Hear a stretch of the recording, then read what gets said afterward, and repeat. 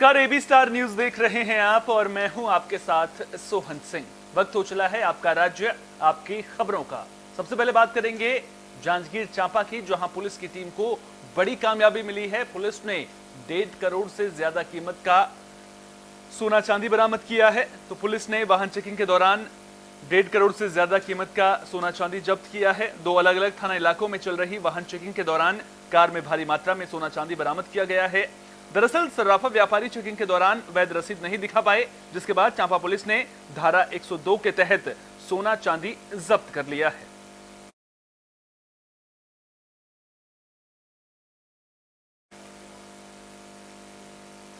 मध्य प्रदेश में चुनाव होने हैं, लिहाजा सभी पार्टियां जोर आजमाइश में जुटी हुई हैं। तमाम तरह के बदलाव भी देखने को मिल रहे हैं। इस बीच इंदौर कांग्रेस ने गोलू अग्निहोत्री को बड़ी जिम्मेदारी दी है। गोलू अग्निहोत्री को कांग्रेस ने इंदौर का शहर कार्यवाहक अध्यक्ष बनाया है। नई जिम्मेदारी मिलने पर गोलू अग्निहोत्री ने कहा कि पार्टी ने उन्हें जो जिम्मेदारी दी है उसे वे पूरी जिम्मेदारी के साथ निभाएंगे। अग्निहोत्री ने कहा कि कमलनाथ ने जो मुझ पर भरोसा जताया है, मैं उस पर खरा उतरूंगा। इस दौरान उन्होंने बीजेपी पर भी निशाना साधा। उन्होंने कहा कि 50% कमीशन वाली सरकार बहुत जल्द जाने वाली है। आपको शहर कांग्रेस का कार्यवाहक अध्यक्ष बनाया गया है, क्या कहना चाहेंगे? देखिए, चुनावी वर्ष है। मेरे नेता आदरणीय कमलनाथ जी ने इस चुनावी समर में एक महत्वपूर्ण जिम्मेदारी मुझे दी है। मैं उसका निर्वाह पूरी ईमानदारी और पूरी निष्ठा के साथ करूंगा। मेरे वो प्रयास रहेंगे कि सर्वाधिक सीट मध्य प्रदेश में कैसे आए और इंदौर शहर का जो मुझे दायित्व सौंपा गया है, इंदौर में सर्वाधिक सीट कांग्रेस कैसे जीते, उस पर हम लोग कार्य करेंगे। और मेरा ऐसा मानना है कि इस बार चुनाव परिणाम अप्रत्याशित होंगे, बड़े चौंकाने वाले होंगे। भारत जबलपुर में फुटपाथ पर ठेला लगाने वाले व्यापारियों ने प्रशासन से गुहार लगाई है। व्यापारियों का कहना है कि उन्हें दुकान लगाने के लिए एक निश्चित जगह दे दी जाए। व्यापारियों का कहना है कि कुछ वक्त पहले उन्हें गार्डन के अंदर जगह दी गई थी, लेकिन अब इन सभी को वहां से हटाकर दोबारा फुटपाथ पर वापस भेज दिया गया है, जहां पर दुकान लगाना असुविधाजनक है और आए दिन नगर निगम भी अतिक्रमण के खिलाफ कार्रवाई करता है, जिसकी वजह से इन्हें परेशानियों का सामना करना पड़ता है। आपके पास आए हैं ज्ञापन सौंपने सिविक सेंटर समदड़िया मॉल के सामने जेडीए गार्डन के पास सबके ठेले लगे थे, तो वो ठेले हटा दिए गए। आज हम लोग चाहते हैं कि हम लोग की व्यवस्था कर दी जाए। आए दिन हम लोगों को वहाँ से भगाते रहते हैं और वहाँ कम से कम 100 परिवार पल रहे हैं। उस जगह से हम लोगों की व्यवस्था कर दी जाए तो हम लोग परेशान ना हों। आज हम लोगों को सवेरे सवेरे वहाँ से बाहर भगा दिए हैं। हम लोग माननीय कलेक्टर महोदय जी को ज्ञापन देने आए थे। नगर निगम सिविक सेंटर व्यापारी संघ के जो 15 से 20 वर्षों से हम लोग ठेला लगा रहे हैं यहाँ पे, हम लोगों का परिवार चल रहा, रोजी रोटी इसी से है, जो कि आज हम लोग को वहाँ से अलग कर दिया गया और कुछ टपरे को क्षति भी पहुँचाया गया। तो हमें माननीय कलेक्टर महोदय से मिलने और ज्ञापन सौंपने आए थे। ज्ञापन सौंपा आपने? हाँ, ज्ञापन सौंपा हमने। उन्हें अनुशासन दिया है कि हम देखो कलेक्टर कमिश्नर साहब से जाके मिलिए आप। बुलेटिन में बात जांजगीर चांपा की, जहां स्कूली बच्चे प्रदर्शन करने को मजबूर हैं। मामला बमहनीडीह ब्लॉक के ग्राम पंचायत रोहदा के मिडिल स्कूल का है। बच्चों ने बमहनीडीह ब्लॉक मुख्यालय पहुंचकर चांपा बिर्रा मुख्य मार्ग को जाम कर दिया। बच्चों से मिली जानकारी के मुताबिक उनके स्कूल के टीचर को बमहनीडीह साक्षर भारत में अटैच कर दिया गया है, जिससे उनकी पढ़ाई प्रभावित हो रही है और स्कूल में केवल एक ही शिक्षक रह गया है, जिससे बच्चों में नाराजगी देखने को मिल रही है। बच्चों के प्रदर्शन की खबर मिलने के बाद शिक्षा विभाग, पुलिस और राजस्व विभाग के आला अधिकारी मौके पर पहुंचे और बच्चों को समझाने की कोशिश की, लेकिन बच्चे अपनी जिद पर अड़े रहे। मामले की जानकारी मिलने पर बीईओ ने अटैच शिक्षक को दोबारा स्कूल में पदस्थ करने का आदेश जारी कर दिया है।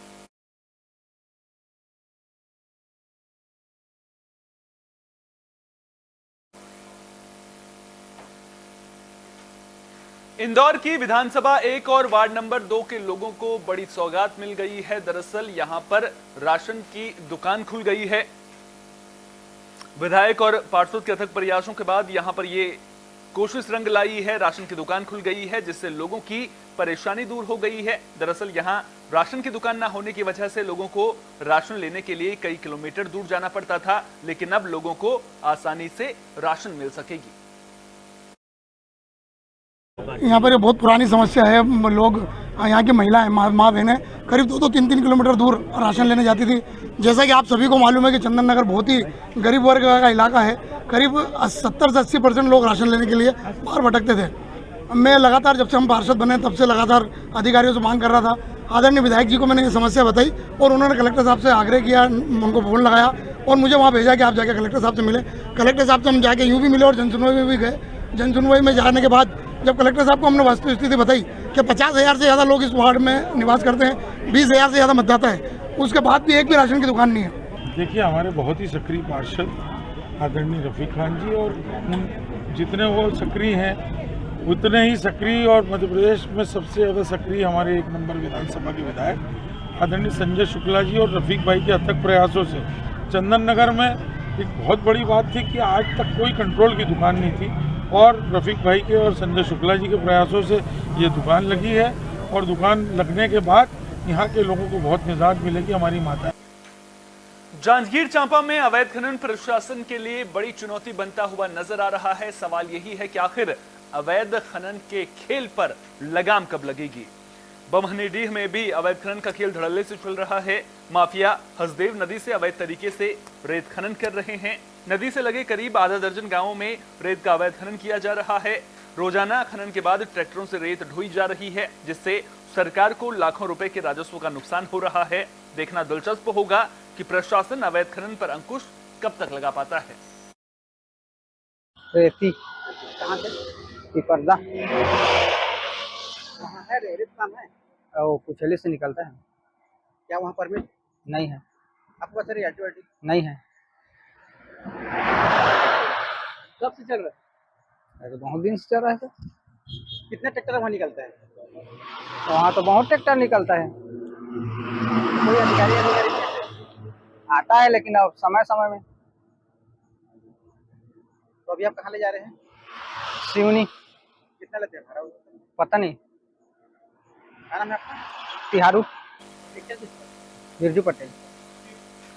बुलेटिन में बात गरियाबंद की, जहां स्कूली छात्राओं के साथ छेड़छाड़ का मामला सामने आया है।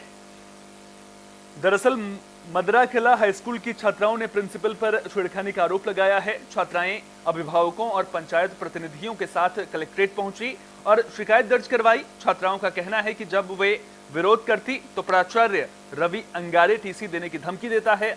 छात्राओं ने प्रिंसिपल के खिलाफ एफआईआर दर्ज करने और उन्हें बर्खास्त करने की मांग की है। वहीं प्रिंसिपल ने सभी आरोपों को बेबुनियाद बताया है। 4:30 बजे के आसपास मैं अपने दुकान में थी ग्राम मर्दा कला में, तो वहाँ ना वो रवि प्रकाश संगारे सर आए थे, प्रिंसिपल है हमारे गांव के, और मेरे को नंबर मांग रहे थे। नंबर की बात की है, मैं बोली मेरे पास मोबाइल नहीं है, ये मोबाइल मेरा पापा का है। तो बोले नंबर दो, मेरे को पर्सनल में बातें करना है करके ना मेरे दुकान का दरवाजा को ढकल रहे थे। लोग ना शासकीय हाई स्कूल मर्दा कला से हमारे प्रिंसिपल रवि प्रकाश अंगारे सर ना हम लोग के साथ रूम में रहते हैं, क्लासरूम में, फिर अकेले में बुलाते हैं, फिर छेड़खानी करते हैं। ऐसी प्रतिक्रिया कई दिनों से चल रही है, लेकिन हम लोग ना अपने पालक से शिकायत किए, फिर ये बात बढ़ती गई, फिर ना हम लोग यहाँ विरोध करने आए। लोग ग्राम पंचायत मर्दा कला से आए हैं। वहाँ हाई स्कूल में जो प्राचार्य है बंजारे करके, वो वहाँ की स्टूडेंट छात्र को मतलब छेड़खानी किए हैं। वहाँ पे अकेले अकेले में बुलाते हैं। संडे को भी, यहाँ तक कि संडे को भी छुट्टी रहता है, लेकिन उसको स्कूल में बुलाया जाता है और बदतमीजी किया जाता है। इसलिए परिजनों द्वारा हमको भी फ़ोन करके बताया, तो आज हम लोग कलेक्टर महोदय के पास जन चौपाल में आए हैं। और ग्राम पंचायत मर्दा कला के हाई स्कूल का मामला है, और जो हमारा लड़का मन है, लड़का मन के माध्यम से शिकायत मिले रही कि वहाँ के जो प्रिंसिपल है रवि प्रकाश अंगारे, वो बच्चा के मन के साथ में बहुत छेड़खानी करते, बदतमीजी से बात करते, अलग अकेला में मिले के बात करते। ये सब चीज़ ला हमन जब हमारे पास में बताई तो हमन पूरा गांव के मन, पूरा बच्चा मन लेके आए हैं। गरियाबंद पुलिस को बड़ी कामयाबी मिली है। युवती के साथ गैंगरेप करने वाले 2 आरोपियों को पुलिस ने गिरफ्तार कर लिया है। मामला फिंगेश्वर थाना इलाके का है, जहां गरियाबंद की रहने वाली युवती अपने दोस्त के साथ घूमने के लिए घटरानी जलप्रपात आई थी। इसी दौरान छुइया के रहने वाले महेंद्र सिन्हा और जोगी डिपा के रहने वाले राजू यादव ने जंगल में युवती के दोस्त के साथ मारपीट कर लूटपाट की और फिर युवती के साथ सामूहिक दुष्कर्म किया। मामला दर्ज होने के बाद पुलिस ने दोनों आरोपियों को गिरफ्तार कर लिया है।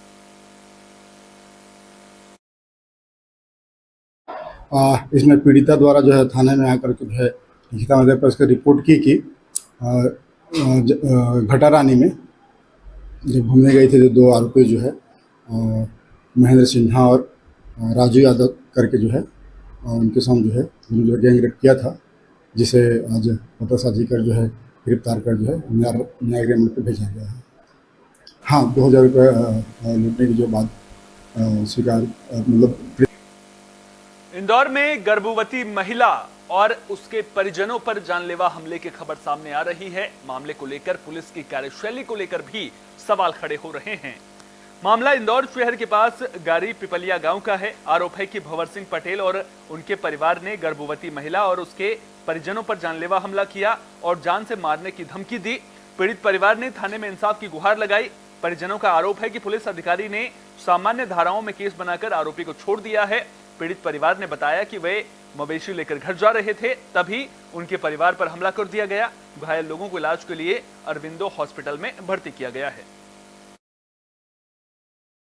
मेरे अंकल जी अपनी मवेशी लेके जा रहे थे, उसमें पीछे से भंवर सिंह ने आके उन पे हमला कर दिया। जब हम बीच बचाव में गए तो मेरे परिवार के उन 8 लोगों पे उन्होंने धारदार हथियार, तलवार, फरसा और सब्बल और लट्ठ से वार किए, जिसमें मेरे को सिर में लगी है, मेरे को टाँके आए हैं 7 और ऐसे ही मेरे 2 भाइयों को और सिर में लगी है जिनको भी टाँके आए हैं। मेरी 9 मंथ से प्रेग्नेंट बहन जिसको इन्होंने बेरहमी से पेट में लात भी मारी है और उसके सिर में भी इन्होंने हथियार से वार। क्या घटनाक्रम हुआ था? घटनाक्रम यह हुआ था जब मेरे को इनने फ़ोन लगाया। मैं सुजालपुर रहता हूँ, मैं इनके बुआ जी का लड़का हूँ, मेरे मामा का लड़का है। अभी एक आईसीयू में भर्ती है, उनको पैरालिसिस हुआ है और ना इन पे अभी तक कोई जैसे ही इनको लगी है तो कोई भी एक्शन नहीं हुआ है, ना पुलिस आई है यहाँ। मेरी एसपी साहब से आज बात हुई है, उनके ऑफिस गया हूँ मैं। उनने आश्वासन दिया है मेरे को कि उचित से उचित कार्रवाई होगी, आप बेफिक्र रहिए। लेकिन थाने से इनको कोई आश्वासन नहीं मिला और ना ही कोई आया है। इनके 8 लोग हैं थाने वाले, तो मेरी थाने वाले से। बुलेटिन के आखिर में बात गरियाबंद की, जहां कोसमखूंटा गांव में नवविवाहिता का शव फांसी के फंदे पर लटका मिला है। मामला राजिम के फिंगेश्वर थाना इलाके का है। नवविवाहिता की मौत से गांव में हड़कंप मच गया। जानकारी के मुताबिक फुलझर की रहने वाली पूनम ध्रुव की शादी 6 महीने पहले कोसमखूंटा के रहने वाले घनश्याम धरू से हुई थी। पूनम के शव के पास से सुसाइड नोट भी बरामद किया गया है, जिसमें महिला ने परिवार वालों से माफी मांगी है। महिला ने लिखा है कि उसे बेइज्जती बर्दाश्त नहीं हुई।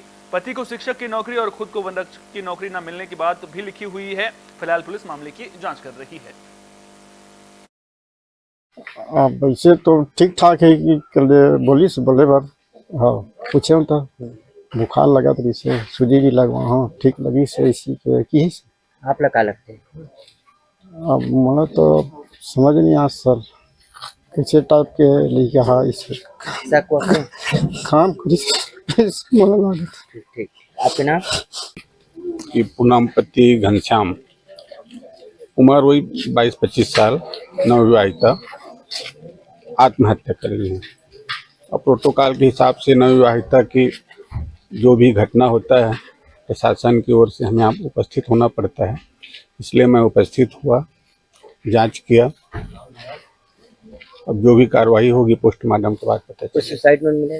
सुसाइड नोट मिला है, उसमें ऐसा तो खास कुछ लिखी नहीं है। मुझे अपमानित हुआ बस इतना लिखी है और अपने पति के प्रति, अपने परिवार के प्रति निष्ठा बताई है। आपका राज्य आपकी खबरों में फिलहाल के लिए इतना ही। अपना बहुत बहुत ख्याल रखिए। देश और दुनिया की तमाम अहम खबरों के लिए देखते रहिए AB स्टार न्यूज।